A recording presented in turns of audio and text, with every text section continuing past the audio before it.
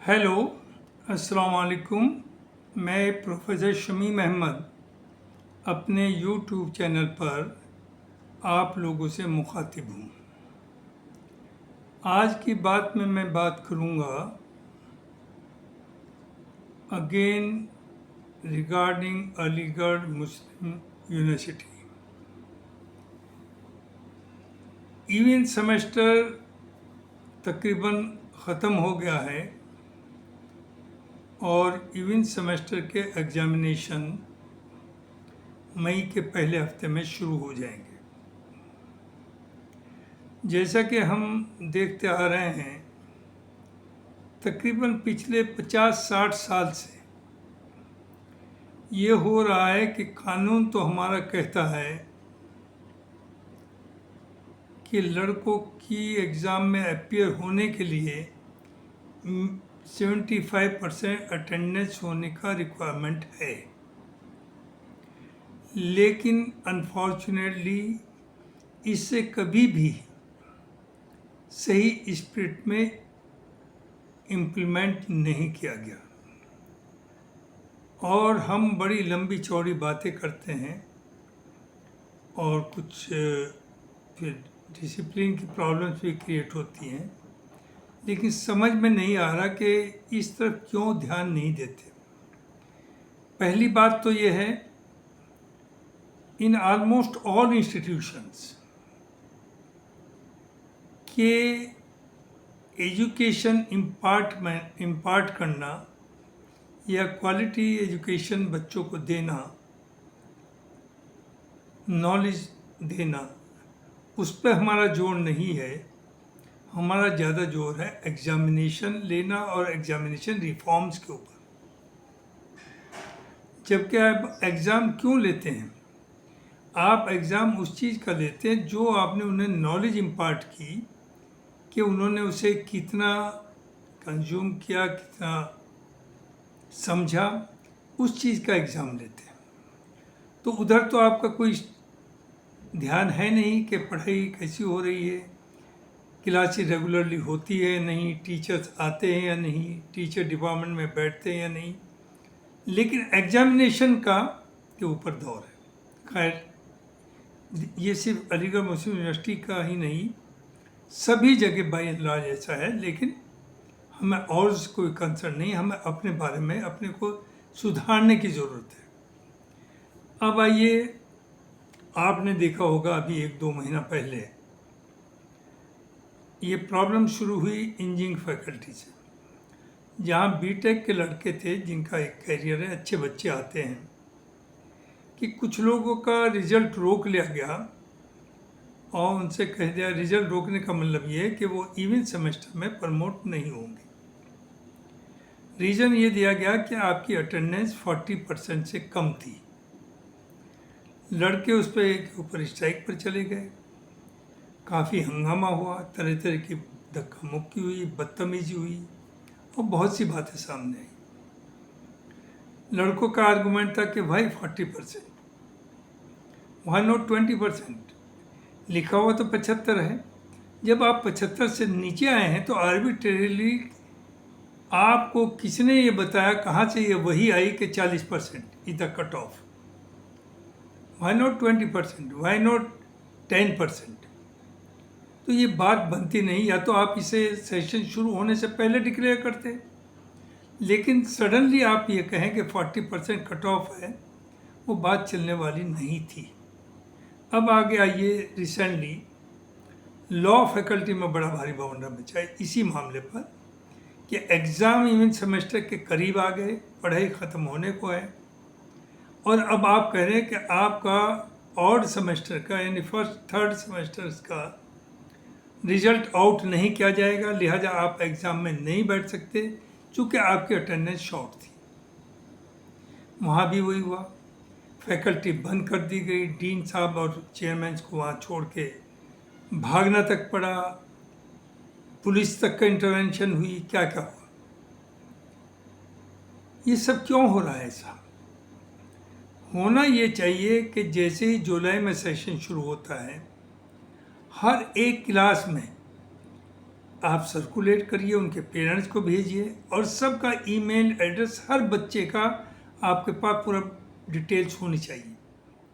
और उन्हें जो रूल्स जो आगे इम्प्लीमेंट करेंगे वो उन्हें इन्फॉर्म करिए, जैसे कोर्स वाइज एकेडमिक प्रोग्राम के कितने लेक्चर्स होंगे, किस लेक्चर्स में क्या टॉपिक पढ़ाया जाएगा, वो बच्चे के पास पहुंचना चाहिए और उसे ही टीचर्स फॉलो करें।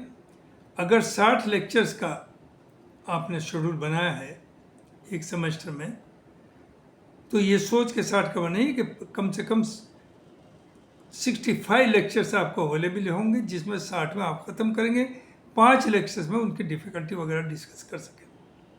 लेकिन ऐसा कुछ जगहों पर हुआ, लेकिन बाय एंड लार्ज ऐसा नहीं हुआ।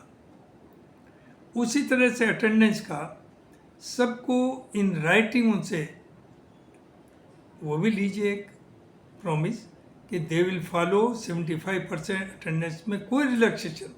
ये जो होता है ना कि मेडिकल ले आइए या कुछ extra classes, why extra classes? 75 means 75 का मतलब तब भी यह है कि अगर हफ्ते में यहाँ 6 डेज वीक है, पढ़ाई होती है, एक दिन छुट्टी होती है संडे में, तो अगर वो एक दिन गायब भी रहे हर वीक तो भी उसकी 75% अटेंडेंस होती है। लेकिन चूंकि कभी आपने इस पर स्टिक किया ही नहीं, तो लड़के के तो जहन में रहता है कि ही विल बी अलाउड, और वो केयरलेस रहते हैं, और उसमें हमारी भी जिम्मेदारी है। कुछ टीचर्स की शिकायत है कि लड़के स्टूडेंट्स आते ही नहीं क्लास में। वो क्यों नहीं आते? वो ये समझते हैं कि इस क्लास में आने से हमें कोई फ़ायदा ही नहीं हो रहा, हमारा टाइम वेस्ट हो रहा है। अगर बहुत अच्छा टीचर है, अच्छा पढ़ाता है, तो लड़का तो ना आए ये मुमकिन ही नहीं है, ही विल कम। लिहाजा शुरू में आप अनाउंस करिए, और जब एग्ज़ाम हर महीने हर बच्चे की अटेंडेंस बोर्ड पर लगे, उसके पेरेंट्स को भेजी जाए, उसका रिकॉर्ड हो। लिहाजा 3-4 महीने का सेमेस्टर होता है, कम से कम 3 या 4 बार अटेंडेंस डिक्लेयर हो हर 20 दिन या 25 दिन के बाद आपकी अटेंडेंस इतनी है। और वो टीचर पे छोड़िए, टीचर वाइज हो, नो इंटरफेरेंस।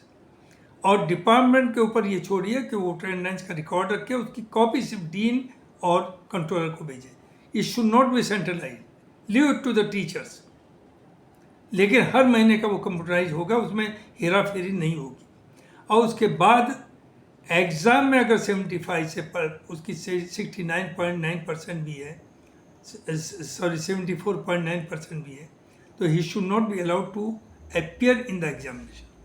लेकिन हमने क्या प्रैक्टिस कर रखी है, just to avoid the problems, कि लड़कों से कन्फ्रंट ना करना पड़े, आप हर बच्चे को अलाउ कर देते हैं कि एग्ज़ाम में बैठ जाइए और ये चीज़ें बाद में देंगे। ये खुद एक इलीगल है मामला, बहुत बड़ा। ये खुद निहायत ही रूल्स के ख़िलाफ़ है और बहुत बड़ा फ्रॉड है कि आप जिसकी अटेंडेंस 0% है या 10% है या 20 है, उससे भी एग्ज़ाम में बैठने दे रहे हैं। Once you have allowed them to appear in the examination, then you don't have any right to say कि आपका रिजल्ट डिक्लेयर नहीं होगा। रिजल्ट तो आपको डिक्लेयर करना ही पड़ेगा, और करना ही पड़ा है। ये भी इतना है कि सबका करना पड़ा है। लॉ में भी आपने रोके थे, आउट ऑफ 120 अराउंड सुना है कि 80 के करीब का आपने रिजल्ट रोका था। इंजीनियरिंग में भी काफ़ी बच्चों का रोका था, लेकिन क्या आप उस पर ठीक कर पाए? क्योंकि आप गलत हैं। आप मिस एडमिनिस्ट्रेशन या टीचर्स या जो भी लोग जिम्मेदार हैं वो गलत हैं। उन्हें एग्ज़ाम में बैठने से पहले ही रोकना था, और वो तभी आप रोक सकते थे कि पहले दिन जुलाई के महीने में हर बच्चे को बताइए कि अटेंडेंस क्या होगी, और इसमें कोई गुंजाइश नहीं होगी, ना मेडिकल एक्सेप्ट होगा, ना एक्स्ट्रा क्लासेस होंगे उसके लिए। जो मैनेज और मैनिपुलेट धोखाधड़ी हम करते आए हैं कि एक हफ्ते में आपने 30-40 क्लास कराई ऑन पेपर और उसकी अटेंडेंस पूरी करी और उसे कहा ठीक है एग्ज़ाम में बैठ जाओ। No, attendance means physical attendance, it should be. और ये बच्चों ही के नहीं, बच्चों ने कहा भी है इस बात को। ये लॉ फैकल्टी के लड़कों ने भी कहा है, बच्चे स्टूडेंट ने, और ये इंजीनियर ने कहा कि साहब आप हमारे ऊपर तो इतनी सख्ती कर रहे हैं, आपने कभी टीचर से पूछा है कि वो क्लास लेते हैं या नहीं लेते? सिलेबस ख़त्म करते या नहीं करते, नहीं पूछा। आप में हिम्मत नहीं है क्योंकि आप खुद भी यही करते हैं। लिहाजा मेरी रिक्वेस्ट ये है कि अगेन अब एग्ज़ाम होने से पहले आप इसे देखिए। अगर आपने उन्हें बता रखा है पहले से कि अटेंडेंस 75 है तब तो स्टिक करिए, लेकिन ये रूल नहीं चलेगा कि 40% तक के या 30% तक के बच्चों को हम अलाउ करेंगे, औरों को नहीं करेंगे। करेंगे तो आप ज़ीरो वाले को भी करेंगे जो आप करते आए। तो ये धोखाधड़ी बहुत दिन नहीं चलने वाली। आप अपने को सुधारिए और दूसरों की आप हीरस या एग्जाम्पल ना दें। आप अपनी यूनिवर्सिटी को सही चलाएं। देखिए मेडिकल कॉलेज है, that is autonomous, almost autonomous. वहाँ कोई प्रॉब्लम क्यों नहीं आती? वहाँ के टीचर रेगुलरली क्लास लेते हैं, वहाँ के बच्चे रेगुलरली क्लास आते हैं, वहाँ बंक नहीं होता है। आपके यहाँ तो माहौल ही अलग है। वहाँ 2 क्लास लड़का नहीं छोड़ सकता और कोई वो बिल्कुल autonomous, they are not under the control of the controller examination और एनीबडी एल्स। सबसे अच्छा उनका सिस्टम है। उसी तरह यहाँ भी आप फैकल्टी वाइज कर दीजिए और डिपार्टमेंट्स की जिम्मेदारी हो अटेंडेंस की और सिलेबस ख़त्म करने की। डीन का कोई बहुत बड़ा रोल नहीं इसमें, फैकल्टी का कोई रोल नहीं। तो आपको सुधारना पड़ेगा, हार्श स्टेप लेने पड़ेंगे। और बच्चों का जहाँ तक सवाल है, they are ready to cooperate provided आप ईमानदारी से। चूँकि आप अपने हाथ में रखना चाहते हैं, आप मैनिपुलेट करना चाहते हैं, आप चीज़ों में आप पारदर्शक नहीं रहते, आप ट्रांसपेरेंट नहीं रखते चीज़ों को, जिससे सबको हर चीज़ का पता हो। इस सब की वजह क्या है? इस सब की वजह करप्शन भी है। जो हम कर रहे हैं, जिस तरह से हम कर रहे हैं, उसमें बहुत सी चीज़ें हैं, उसके लिए अलग से बात होगी। और मैंने पहले बात करी भी है कि corruption is the mother of all evils. University में पूरे हिंदुस्तान करप्शन पे चल रहा है, पॉलिटिक्स में तो अनलिमिटेड करप्शन है। लेकिन कम से कम खुदा के लिए जो एजुकेशनल इंस्टीट्यूशन है उन्हें बचा के रखिए। एएमयू के अंदर जो हालत है करप्शन की, उसकी कोई लिमिट नहीं है। और ना जाने कितने केसेस पकड़े गए जिनकी इंक्वायरीज हुई, गबन की हुई, लैंड माफियाज की हुई, प्रॉपर्टी डिपार्टमेंट की हुई, प्रॉक्टर ऑफिस की हुई, बिल्डिंग डिपार्टमेंट में हुआ, डिस्टेंट एजुकेशन में हुआ, बीओ कोर्स जो है आपका कम्युनिटी कॉलेज उसमें हुआ। कहाँ नहीं हुआ? कौन बचा हुआ है? ज़मीनों पर जिस तरह कब्जा कराए गए, उसमें क्या यूनिवर्सिटी इन्वॉल्व नहीं है? और यूनिवर्सिटी के लोग इन्वॉल्व नहीं हैं? सब इन्वॉल्व है। तो इस पर बहुत लंबी चौड़ी बात होने की ज़रूरत है।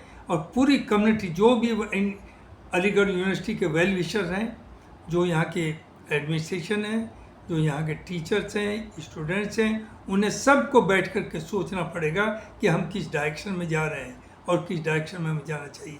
तो मुझे ये कहना था। बहुत बहुत शुक्रिया। Thank you very much.